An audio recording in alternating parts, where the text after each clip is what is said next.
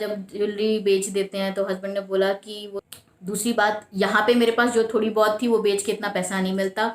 तीसरी बात, मेरे हस्बैंड ही हैं यहाँ पे जिनको बेचने भी जाना है। उन्होंने बोला मैं टाइम कहाँ से निकालूं कि मैं ये सब भी करने जाऊं, है ना, क्योंकि पापा के लिए भी हॉस्पिटल के चक्कर लग ही रहे थे, ये सब चीज़ें थी।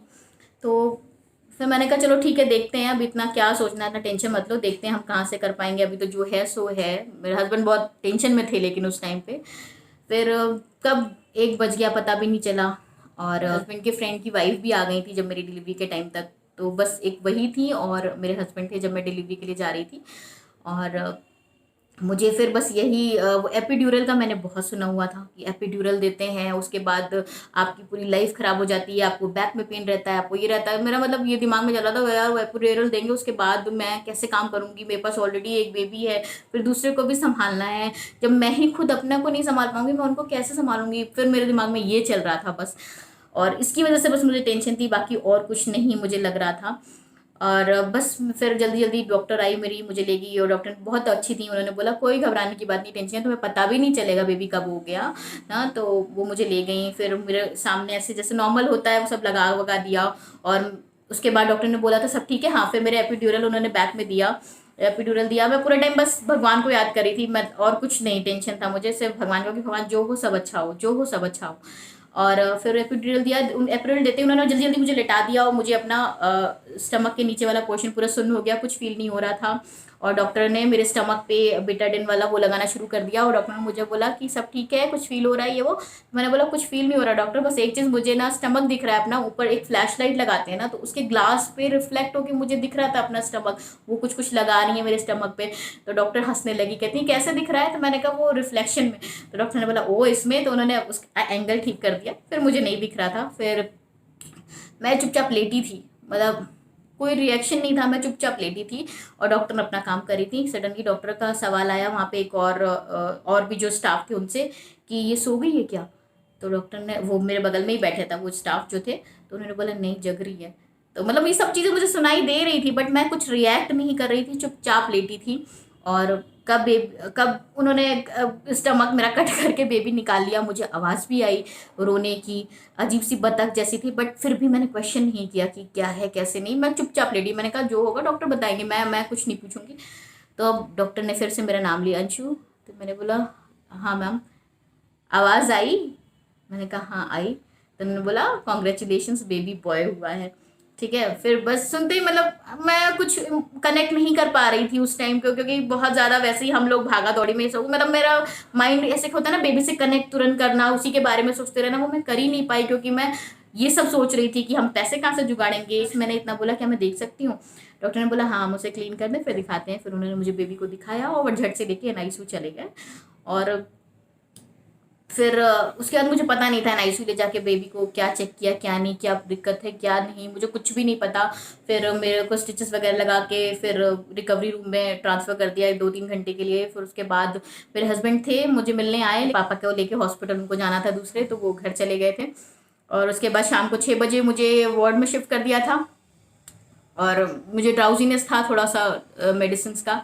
और जब धीरे धीरे सेंस में आने लगी थी तो मुझे थोड़ा थोड़ा सा पेन फील हो रहा था। मुझे पेन किलर्स वाले मेडिसिन ड्रिप में डाल के चढ़ा देते थे, ठीक रहता था। तो शाम को 6 बज गए, 6 बजे हाँ, फिर मेरे जो हस्बैंड की फ्रेंड की वाइफ है वो मेरे साथ थी रूम में, बट मैं इतना बात नहीं कर पा रही थी, मुझे पता था वो है क्योंकि ड्राउजीनेस था, मुझे दिख रहा था वो है, मुझे पता था वो है, हल्की हल्की मैं बात भी कर रही थी बट अपने उतने सेंसेस में नहीं थी। और बेबी के बारे में मुझे कोई जानकारी नहीं थी कि वो कैसा है क्या है, मतलब सब कुछ ठीक है कि नहीं, मुझे कुछ नहीं पता था। और फिर हाँ वो शाम हो गई।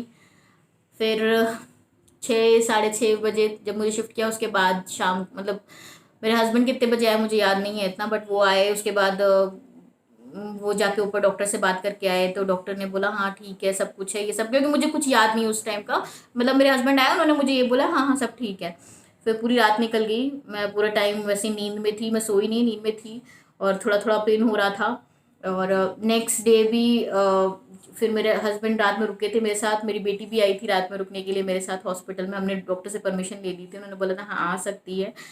और फिर नेक्स्ट डे सुबह मॉर्निंग में फिर मेरे हस्बैंड घर चले गए थे, और मैं थी। नाश्ता वाश्ता आया, मैंने किया, मतलब वो नेक्स्ट डे भी मुझे 1-2 बजे तक यार कुछ याद नहीं है कैसे रहा क्या नहीं। तो फिर मैं थोड़ा वो हो रही हूँ बताने में, मतलब मुझे खुद वो उस टाइम पे जा रही हूँ ना, तो अब मैं थोड़ा सा इमोशनल फील कर रही हूँ, बट उस टाइम मैं इतना नहीं कर रही थी। मुझे करीब 2 बजे मैसेज आया, निक नर्स ने दिया कि आपको ऊपर NICU में बुला रहे हैं बेबी के पास में। तो जब उन्होंने ऐसा कहा ना, तो मतलब कि बुला रहे हैं, मैंने कहा पहले बात तो मैं उठ नहीं पाऊंगी, अभी तो मेरा ऑपरेशन हुआ है कल, और वो मुझे कह रही हूँ उठ के और ये ऊपर वाले फ्लोर में जाओ। दो मुझे लिफ्ट से जाना था, बट चल के कैसे जाती मैं, बट उन्होंने बोला था तो जाना था ही। फिर मैं मेरे साथ जो मेरी फ्रेंड थी, उनकी हेल्प से उन्होंने मुझे बहुत हेल्प किया कि मैं बेड से उतर के चल पाऊँ। उनकी हेल्प से मैं बेड से खड़ी हो पाई नेक्स्ट डे ही मेरी डिलीवरी के, और मैं धीरे धीरे वॉक करके NICU गई। NICU में जाते ही मैंने देखा वहाँ बहुत सारे बच्चे थे, 8-10 बच्चे तो होंगे ही, सब ऐसे ही इंक्यूबेटर बोलते हैं ना, उस पर लेटाया हुआ था, सिर्फ डाइपर पहन के सब लेटे हुए थे, और प्रॉपर AC भी चल रहा था। बट मुझे वही लग रहा था, मुझे ठंड नहीं लग रही है, बट वो डॉक्टरों को ज़्यादा अच्छे से पता है कि किस तरह से कितना टेम्परेचर मेंटेन है, उससे कर रखा था। और वहाँ जाते ही जो सबसे हेल्दी बेबी मुझे दिखा, मुझे लगा कि ये मेरा बेबी है, मैं जाके उसके पास खड़ी होने लगी। तो सडनली नर्स वहाँ पे थी, उसने मुझसे पूछा कि आप, तो मैंने बताया कि बेबी ऑफ अंशु। तो उन्होंने बताया कि वो एकदम साइड में कोने में है। मैं जब कोने पे मेरी नज़र पड़ी, मैं देख के मतलब थोड़ा सा वो हो गई थी, हिल सी गई थी कि उसका वेट था 1.8 kg, 1.86 kg था, वो सब लिखा हुआ था सामने मेजरमेंट में। और जिसकी वजह जो देख के मैं थोड़ा खुश भी थी और थोड़ा सा दुख थी। खुश इसलिए थी क्योंकि डिलीवरी से पहले मेरा जब अल्ट्रासाउंड हुआ था, उसमें डॉक्टर 1.8 kg दिखाया था बेबी का वेट। और नॉर्मली क्या होता है, जब आपका जो अल्ट्रासाउंड में वेट दिखाता है, उससे जब आप डिलीवरी होती है उस टाइम तक का वेट में बेबी का वेरी करता है थोड़ा सा, 150 ग्राम। तो उस हिसाब से मुझे खुशी हो रही थी कि जितना अल्ट्रासाउंड में दिखाया बेबी का वेट उतना ही है। डॉक्टर ने मुझे क्योंकि बोला था कि अगर बेबी का वेट 1.5 से कम होता है तो दिक्कतें ज़्यादा हो सकती हैं बेबी को, इसलिए भी। बट अल्ट्रासाउंड में 1.8 दिखाया था, और डिलीवरी के बाद भी 1.86 था, तो वो देख के मुझे थोड़ा सा रिलैक्सेशन था। बट बेबी थोड़ा तो वीक था ही, पतला दुबला सा सो रहा था। और बस मैं जाके वहाँ खड़ी थी, मतलब मेरा कोई रिएक्शन नहीं था, बस उन्होंने मुझे बोला कि अब अपना मिल्क प्रेस करके इनको बच्चे को देना होता है, आप दे दो, और दिन में कितनी बार देना है यही सब बताया। बट मैं खड़ी थी, मेरा कोई वो नहीं था, मैंने बेबी को देखा। मन में बहुत ज़्यादा, क्या बोलूँ मैं, टेंशन नहीं, कुछ भी नहीं चल रहा था मेरे मन में, सच बताऊँ तो, बेबी को देखने के बाद में। और मैं वहाँ पे 5-10 मिनट तक थी, फिर अपने आप ही मेरा मन किया मैं कितनी देर यहाँ खड़ी रहूँगी, क्योंकि मेरा भी अभी सिजेरियन हुआ है, मैं ज़्यादा देर खड़ी नहीं हो सकती हूँ। फिर मैंने नर्स से पूछा कि क्या मैं जाऊँ, तो उन्होंने बोला हाँ आप जा सकते हो। फिर मैं आ गई अपने रूम में चल के, क्योंकि NICU में ज़्यादा लोग अलाउड नहीं होते हैं, सिर्फ मदर और फादर अलाउड होते हैं। Mother can go any time, rule था वहाँ का, बट फादर का भी टाइमिंग्स था कुछ 9 o'clock 6 o'clock करके, तो इसीलिए। और फिर मैं अपने रूम में आ गई, रूम में आके फिर नॉर्मल थी। फिर मैं 3 दिन तक एडमिट रही वहाँ पे, मतलब सिजेरियन के बाद 3 दिन तक रखते हैं। मेरा 23rd को डिलीवरी हुई थी, 24, 25, 26 को मुझे डिस्चार्ज कर दिया वहाँ से।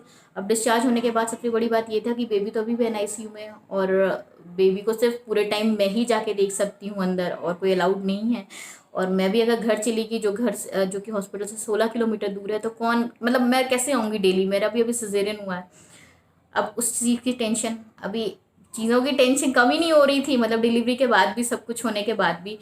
और फिर हमने डिसाइड किया कि हम हॉस्पिटल के आसपास ही कोई होटल या फिर स्टे ले लेंगे जब तक कि बेबी रहता है वहाँ पे, और मैं वहीं रहूँगी।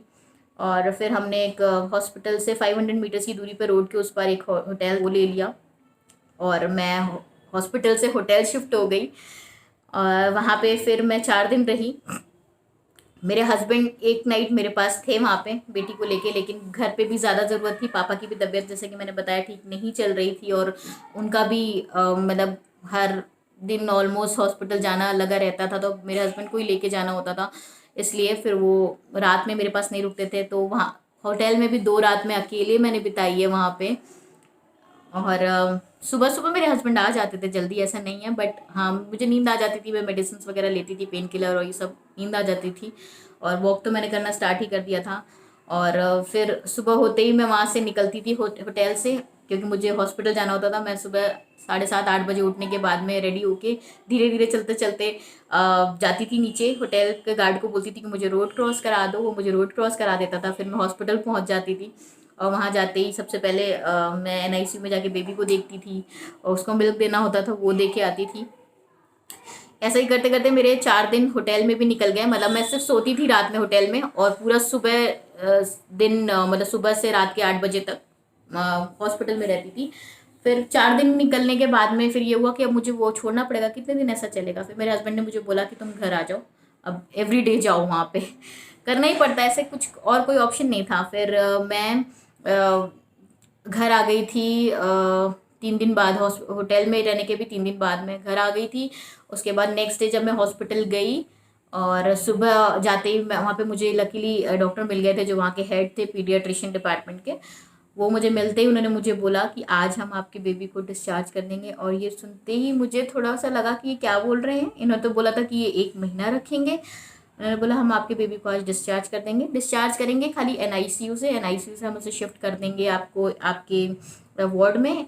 और हाँ, आपको बेबी के साथ रहना होगा 2 दिन तक। हम ये देखेंगे कि बेबी आपके साथ और आप बेबी के साथ कैसे मर्ज, मतलब एक दूसरे को कैसे समझ पा रहे हो, या बेबी कैसे रिएक्ट कर रहा है यहाँ के टेम्परेचर से निकल के नॉर्मल एनवायरनमेंट में।